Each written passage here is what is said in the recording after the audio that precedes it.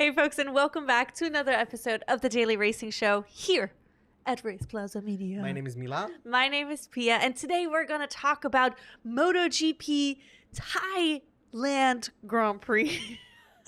I couldn't make up my mind how I was going to finish the sentence. It's going to be like Thai Grand Prix or Thai GP or yeah, exactly. So it was a little confusing, but it was another great race weekend. As I mentioned in the Thursday video, the What to Watch video, I didn't get to watch, or both of us didn't get to watch last weekend's Grand Prix. So we missed a race weekend. It's only our second MotoGP race of the year that we had missed. That's wild. That's actually not bad. Because we've been watching religiously every race. Not always on time just because of the time difference, but we've been watching them because it's such a fun season. For us newbies, this is our very first season. We're getting to know all the different riders. We are enjoying the championship battle. I'm sure there's been better seasons out there in the past, but I think for a newbie, this has been a great season to get started. Yeah, especially because no one is running already with the Yes. championship. Mm-hmm. I will also say this was our first full-on rain race. Yes, which was so exciting and also nerve-wracking. It's just insane to me. Like we've been watching racing for a while, like four-wheel racing, and they race in the rain. And I mean, it's still fast and dangerous and everything, but doing it on two wheels is just a whole other level, I feel. And then I also thought it was really interesting because the conditions changed so much throughout the race. Yes. At some point, you had parts of the track that seemed almost like dry, and then other parts where there was so much back spray by them racing down the track. So it was very, very interesting. And so let's start right off the get-go from the start. So we had Pecco Bagnaia and Bastianini starting, and Jorge Martin starting on the first row. And then Jorge Martin had a really great start, and he took P1. Yes. Right off the get-go. But then also before that, just very, very quickly, I also watched, I snuck in the sprint race while I was at work. And it was such a fun race. It was not, it didn't rain during that race, which I was so surprised on Sunday then to see the rain. Or especially how intense it was. But I was so excited that Bastianini won the sprint race. It was just so fun to see. He led the race pretty much the majority of the time, if I'm not mistaken. It was just so nice to see because I definitely think he's one of my top one of my more favorites because, well, I think it's so tricky to say because I've been thinking about this because we're going to make like recap videos for... This is who you are. You're a 93 girl. No, of course I am. But I also like Bastianini. I'm just like, what I was thinking about is like, this is our very first season of MotoGP, and I'm really only familiar with like the top 10 riders. Like anybody after that, or who is not consistently playing or riding in the front, I'm not as familiar with just because there's not a lot of talk about them and I don't get to see them a lot. So it's a little bit unfair, I guess, to say. But I do think Bastianini, I mean, I think regardless, Bastianini would still probably be one of my favorites because he's really good as well. And he also seems so charming and nice and is good vibes. Good vibes. Anyways, back to the race. The start was great. Jorge Martin took the lead, and I was nervous because, I mean, rain, it's so unpredictable. I believe Jorge had crashed out during qualifying as well, so there was some history there. And of course, Jorge was going into the race weekend with a lead still. However, as we've seen throughout this whole season, there's been a lot of fluctuation, especially between Pecco and Jorge. So I was nervous and excited to see, especially what this rain race will bring. Yes. Jorge Martin did struggle. I think out of like between Pecco and him, he struggled more during the race. He had a bunch of times where he took the corner too wide, and that ended up also giving Pecco the opportunity to take back P1. And then we had later on a couple of situations with Marc Marquez, who was able to sneak up into second place, and I kind of expected him to actually do quite well in the rain race because he is known to do well under difficult circumstances. I mean, he won, I think the first race that he won this season, and first race he won in a long time was under mixed conditions, right? Correct. That's when Jorge did the bad call of switching the bike. And then I think he switched it again and his race was over. But yeah, so I was expecting Mark to do well. And he did well until he unfortunately crashed out. But I was also not surprised because I figured he would be pushing it as much as he can, because he was like, either I'm going to get that first place, because nothing is really on the line for him at this point. He's third in the Drivers' Championship, which is actually not bad at all. Him and Bastianini can kind of battle it out right now still for third. But yeah, as I just said, he ended up crashing out, but then Pecco just kind of drove away. Yeah, I mean, I felt like he was comfortably in the lead. There were moments where Jorge got a little bit closer, but never really, or rarely close enough to really be like a sincere like danger. He controlled the race really well from the front. Yeah, he did have some scary moments in there too, where the bike was like shaking. I mean, as it always does, but I think in the rain it's just even scarier to see that. But it was nice to see. I think it's also good for him. It gave him extra points, so they're not quite as far apart. I think Jorge could still get second place in all the remaining races of the season and still win the championship. However, like we've been saying, lots can happen. Lots has happened. So there's still a chance for Pecco. I have to say, I know you're in a different opinion than I am at the moment, but I am leaning more towards Jorge winning the season. I was a Pecco girl a little bit earlier in the season, but then also thinking about that he's going to Aprilia next season. This is his season to I feel like this is his season, or his earliest chance to win, because I'm not sure how soon he'll be as competitive in the Aprilia. I could be wrong. Again, this is my first season watching it, and yes, Vinales had won a race earlier this year with Aprilia.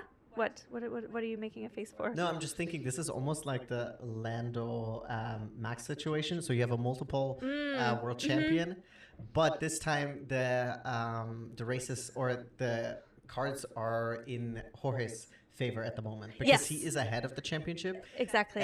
But it's also interesting because Jorge didn't win more GPs. Pecco won more GPs, but because I think he crashed out in too many sprint races, because Jorge is considered the king of sprint. Yes, exactly. He's won so many. So it's so interesting that he essentially might be becoming champion by dominating the sprint races. Yeah, so I mean, I'm excited to see how it continues, but I do have to say I am personally leaning a little bit more towards Jorge, which has been a shift throughout the season. I know you're leaning more towards Pecco.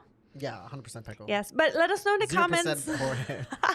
Let us know in the comments below what you think. Are you leaning more towards the repeat champion of Pecco, Jesus, Pecco Bagnaia, or are you leaning Jorge Martin? I will say, I think next year it will also be so interesting. I think next year's seasons will be so good because we have Hamilton going to Ferrari. We have Marc Marquez going to the Ducati. To the Ducati. I mean the main Ducati team. The Bagnaia right? Ducati. So it'll be good seasons because it's like we have then two competitive drivers in each seat. I mean, well, to be fair, at Ducati we'll have then two championship riders in there. Two people who have won it before. I mean, Mark has an insane career, and he's in his early 30s, right?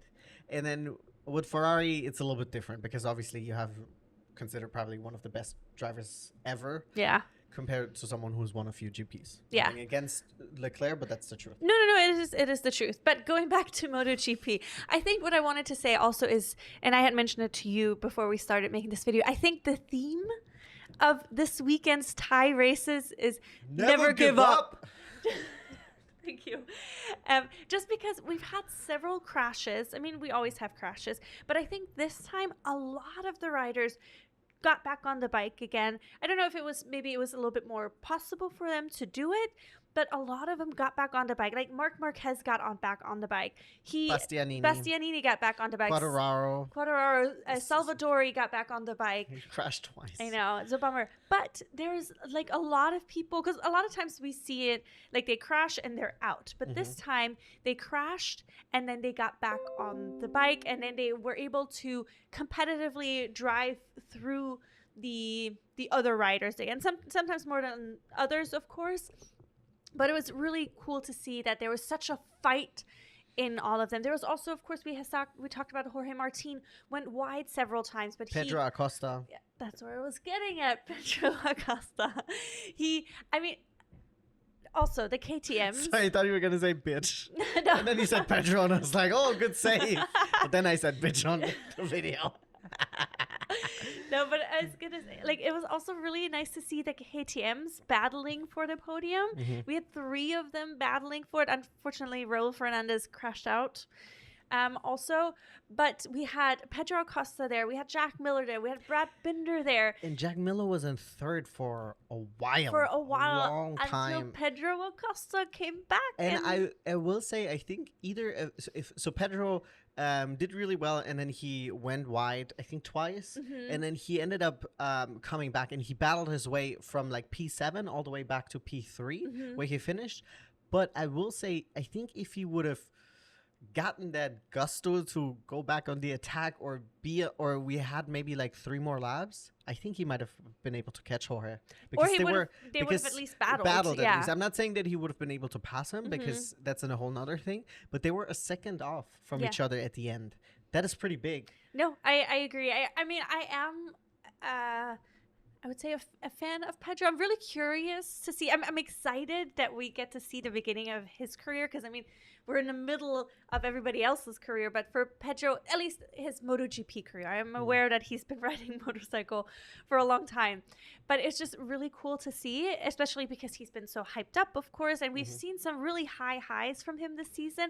We've also seen lots and lots of crashes. 5 crashes back to back. Well, yeah, and I think in the last 11 races, he only finished 4 times. So, like, the numbers are a little bit inconsistent. They're also talking about that he's riding the he's pushing the KTM bikes just too far. Like, they're not as competitive or not on the same level as maybe the Ducatis. I mean, the Ducatis they are not. I think the Ducati is arguably the best bike on the track. I mean, in the sprint race, we had the first 8 places were all Ducatis. Yeah. So that's why I was extra surprised that the KTM was competing for the podium. I wonder if it's also weather related. Maybe it's the rider skills, or maybe it's also the bike. I'm not so sure. Let me know in the comments below what you think it is. But I thought it was really, really nice to see. It was also a little bit of some variation, you know, instead of just seeing most of the Ducatis up there in the front. We did have Morbidelli also got a long lap penalty for some he ended up irresponsible riding. To crash. Marc Marquez also got one at the end. I don't know if he ever took it, to be honest. He didn't get a long lap penalty. He had to give back a position. He had to give it back. Which I don't think he did either. So I haven't been able to follow up yet to see what happened. I mean, official standing says that he finished in 11th behind his brother Alex. Okay, and that's how he had come in anyways. So maybe he did give it back and then he took it back. I don't know, because they didn't show. Obviously, there was a lot of attention to the front, which is usually where it's at. Yeah. But I will say we also had Besecchi in the beginning, who had an insane start, and then unfortunately he crashed out. We had DGN Antonio. I knew that's where you're. DGN. He did really, really well. What was it? No. What's his first name?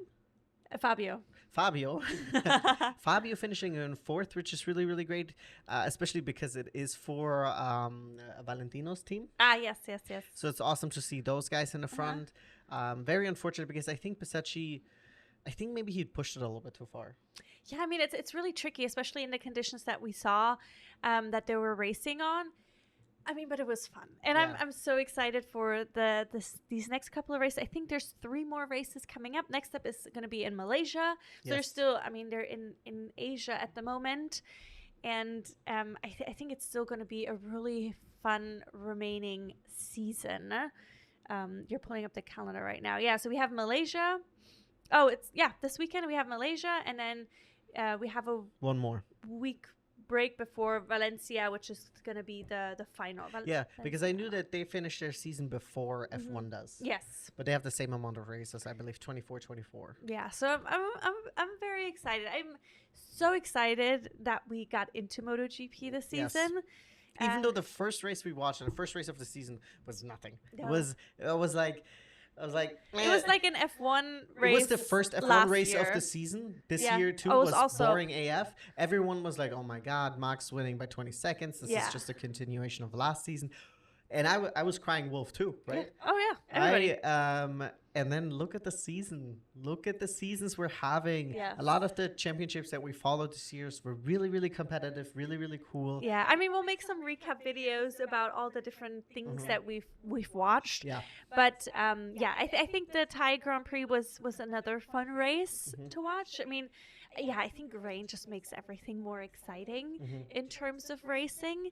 And we had some really fun battles. I like that nobody gave up because it's the end of the season. Every point matters.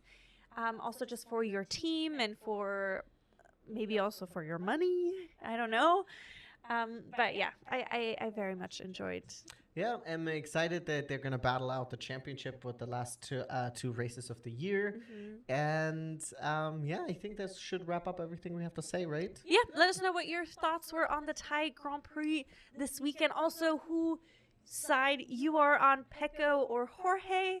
And yeah, tune in for... Excuse you. Pecco. No. Jorge. And then tune in again on Thursday. You say that while wearing Marc Marquez. Well, he's not in contention to win it. You don't know that. No. You don't know that if he can magically score 100 points. I can know.